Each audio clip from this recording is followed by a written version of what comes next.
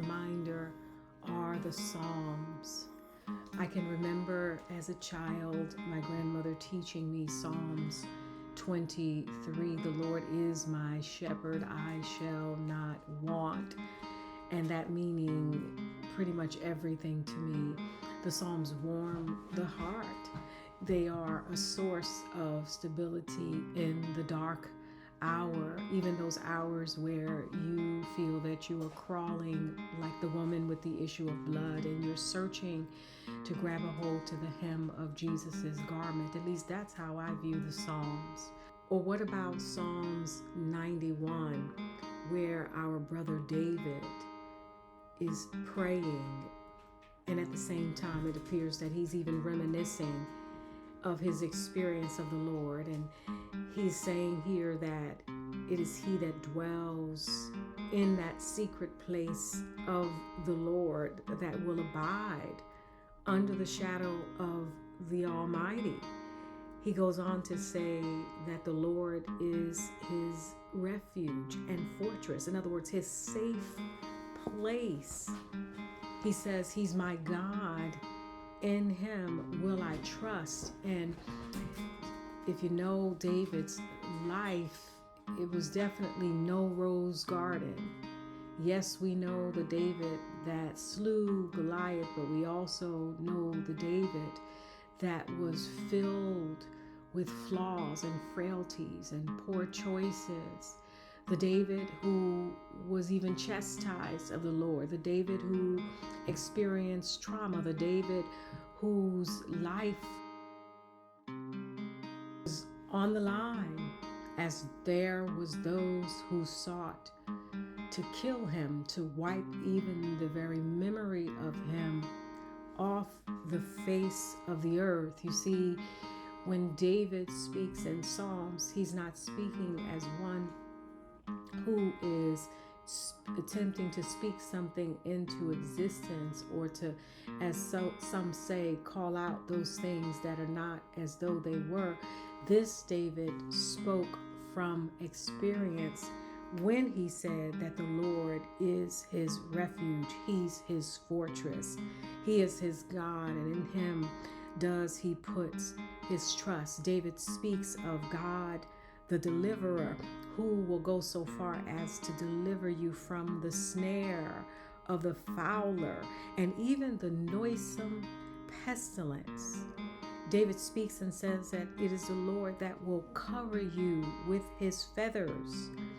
And he said under his wings he would trust, that God's truth would be our shield and our buckler.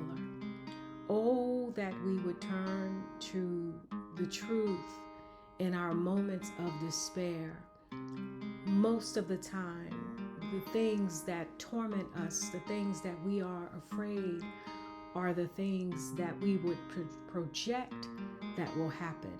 Most of our terror comes to what we predict of our future. Oh yes, we may look to the past and recall moments of fear, moments of danger, but it is those that we project that sometimes keep us up at night.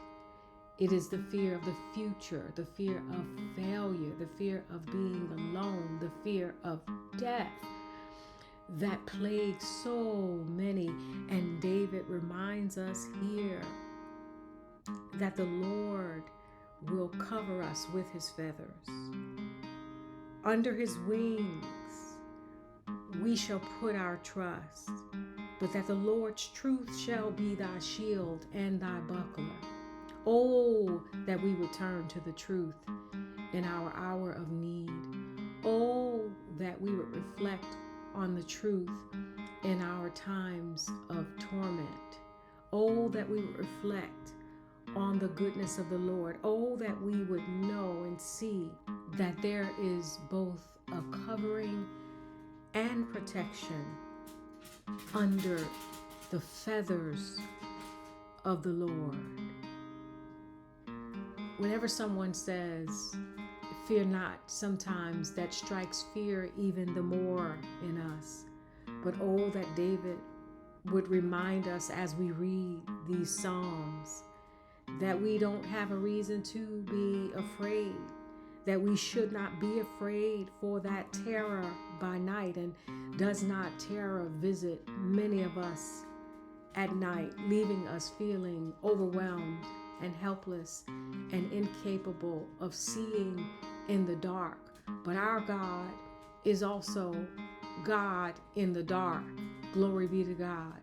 And those who put their trust in the God of the dark can also see, and yes, see in the dark. You see, God's children have night vision. We can see in the dark. In fact, we are holders of the light, and we are told that we are the light of the world. And we are tapped on the shoulder and even nudged by God in light to shine our lights in the darkness so that men can see God. And this poetically leads us right into Psalms 27, which tells us that the Lord is our light. He's our light and our salvation. And then it ends that sentence with a question: whom shall I fear? It gives as an answer this: the Lord, not me, but the Lord is the strength of my life. Of whom shall I be afraid? And even for those of you that are fretting because of enemies, evildoers, the wicked, those who set a trap for you, those who wish to do you harm, the psalmist goes on to say, when the wicked, even mine own enemies and my foes, visited me to eat up my flesh, they stumbled and fell. And if you're like so many others that have lots of enemies, he says, though a host should encamp against me, my heart shall not fear. Though war should rise against me, in this will I be confident. Then in that same psalm, it was as if he realized that he held the keys to the kingdom, and that at the end of the day, nothing else mattered but the Lord. He then uttered these things: one thing have I desired of the Lord, that will I seek after, that I may dwell in the house of the Lord all the days of my life, to behold the beauty of the Lord and to inquire in his temple. This reminds me of a conversation between Jesus and Martha, and Mary was present, and Martha was quite frustrated because there seemed to her to be much work that needed to be done while Jesus was visiting. Where was Mary?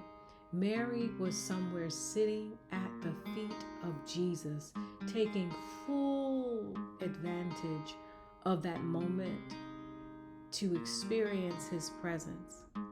And Jesus said to her after she poured out her complaint, there's much to be done, Lord.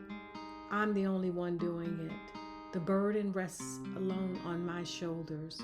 Won't you speak to her and tell her to help me?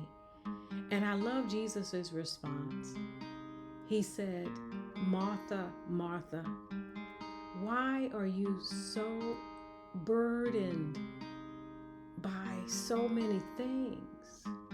He said, only one thing is necessary.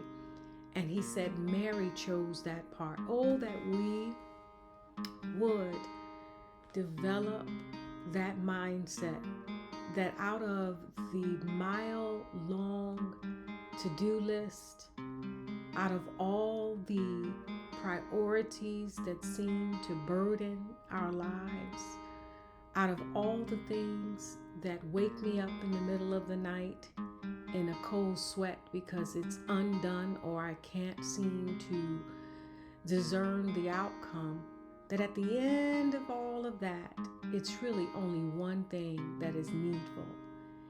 And my prayer is that I, along with you, would choose the one thing that is necessary. And David echoes this in the Psalms. He says that I may dwell in the house of the Lord, in other words, the presence of the Lord, all the days of my life, to behold the beauty of the Lord and to inquire in his temple. You know, the things that burden us in this life, do you ever really pay attention and realize that the object of our burdens exists outside of God, but that the moment we focus our attention on him, the moment we shift our gaze and our thoughts in the direction of the Lord, it's as if these things don't matter, because in comes peace, and that peace surpasses all understanding. But we forget, don't we? As problem after problem or trial or challenge confronts our lives, it appears that it steals our gaze, it steals our attention. Oh, that we would remind ourselves to focus our gaze back on who it belongs on, and that who is Jesus. That we would remind ourselves that with this big old pile of things waiting on me, problems, concerns, to-do lists, burdens, fears, hurt, that only one thing truly is necessary. Only one thing deserves my undivided attention. And that one thing, or should I say that one person, is Jesus Christ. And Jesus said to her, yes, it is a fact that there's a lot that you have here to do. There's a lot that is undone. There's a lot that calls out to you, I'm not done.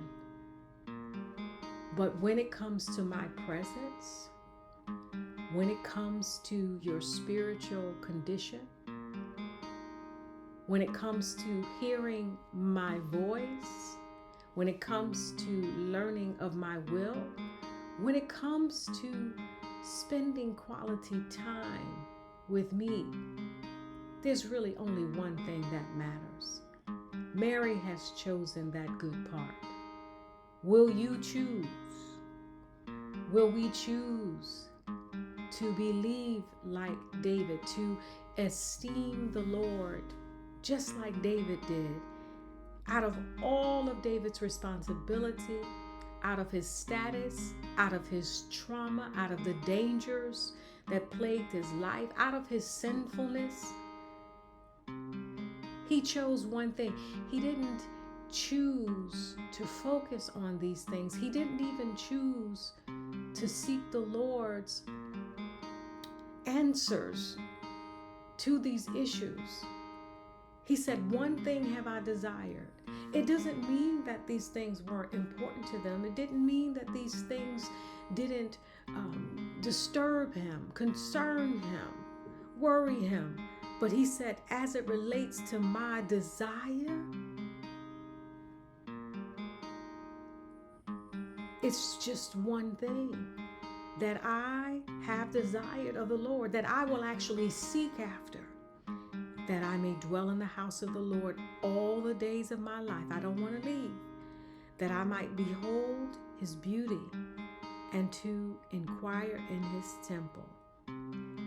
As if to explain one of the reasons why he arrived at this decision in his life. He said, because in the time of trouble, he shall hide me in his pavilion. In the secret of his tabernacle shall he hide me. He shall set me upon a rock. In other words, I don't have to trifle with anything that I am tempted to worry about, because God's going to fix it. He's going to hide me. He's going to cover me. He's going to protect me. He's going to set me on a rock, which means that He's going to secure me. So when we have the answers to our problems already, what is there to worry about? What is there to spend our time on? He doesn't stop there. He goes on to say, and now shall my head be lifted up above my enemies round about me. Therefore will I offer in His tabernacle what? Sacrifices of joy, not complaints, but sacrifices of joy. I will sing, yes, I will sing praises unto the Lord. Hear me, O Lord, when I cry with my voice. Have mercy also upon me and answer me. And He says, when thou said, seek ye my face, my heart said unto thee, thy face, Lord, will I seek. Hide not thy face far from me. Put not thy servant away in anger. You have been my help. Do not leave me nor forsake me, O God of my salvation. Folks, there are times when even the ones closest to us, friends, family members, lovers, partners, they forsake us. And David understood that too. He goes on to say, when even my mother and my father forsake me, then, Lord, you will take me up. Teach me thy way, O Lord, and lead me in a plain path because of mine enemies. Do not deliver me over to the will of my enemies, for false witnesses are rising up against me, and as such they breathe out cruelty. I had fainted unless I had believed to see the goodness of the Lord in the land of the living. Wait on the Lord. Be of good courage, and He shall strengthen thine heart. Wait, I say, on the Lord. Now, Father, I pray for my brother or my sister who's listened to these Psalms. Only you can make it real for them. Only you, Father, can speak to the place of their heart, Lord, that cries out the most, that needs to sense you the most, that is the most concerned, that is filled, Lord, with the deepest doubts, the deepest sadness, Father, the deepest unbelief. Father, only you can take your word and illuminate it in ways in which they can taste you and see you and believe, God. Only you can untangle, Father, a heart that is confused, a heart, Father, that is overcome by the circumstance that it discerns and is faced with. I pray, God, that at the listening of, Father, these Psalms, and at the sound of my voice, oh God, that the listener will be filled with faith, filled with hope, filled with curiosity, filled with a desire to seek you out, filled with the kind of envy for David that draws a man, God, to pursue you, that draws a woman to pursue you. Oh, Father, I pray that those who are listening, God, would crave that same desire that David had. And that is, Father, that his life would be completely distracted, oh God, by searching for you, by gazing upon your beauty,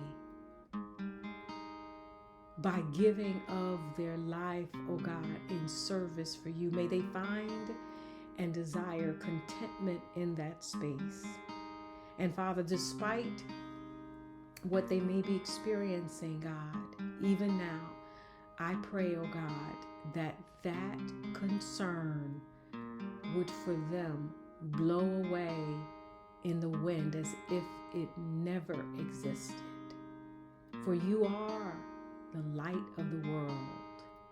Father, you are, Father, the fixer of our problems. You are our fortress. You are our provider, our keeper, our friend. Father, you are our everything.